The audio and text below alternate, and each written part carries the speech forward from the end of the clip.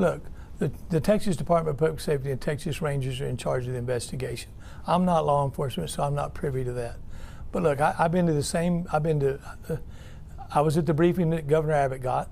The next day I saw a press conference from DPS, and the next day I saw a press conference from Colonel McGraw. Well, every press conference something has changed in different things. I'm not doubting DPS or Texas Rangers. I think they will do a thorough and efficient job, but I would like to have an outside set of eyes to look over the whole thing and review it, because if there's holes in it or we made a mistake, I want to be as transparent as we can. I want to make sure that we can let everybody know what happened in our community, and so that other towns can better prepare for this.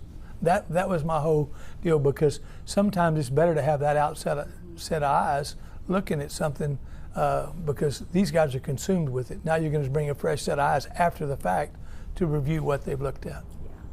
I think the consensus is, I mean, you know, I can't speak for the Uvalde Consolidated, but I've had conversations with them. I've had conversations with Judge Mitchell. I know Dr. Harrell yesterday had a conversation with the president about it, but I don't think anybody's plans are but to tear that building down, and it needs to be torn down.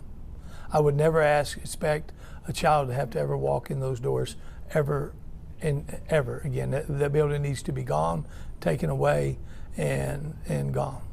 Pete was duly elected by his district. I mean, by the people in his district. And there's nothing in the city charter, there's nothing in the Texas election code, there's nothing that says that I mean, he was elected, and there's nothing I can do to change that. Not that I want to. I mean, you know, at this point, I mean, I don't know if I'll say if I don't want to, but I mean, he was duly elected, and that's something Pete and I'm sure the people in his district will come to terms with.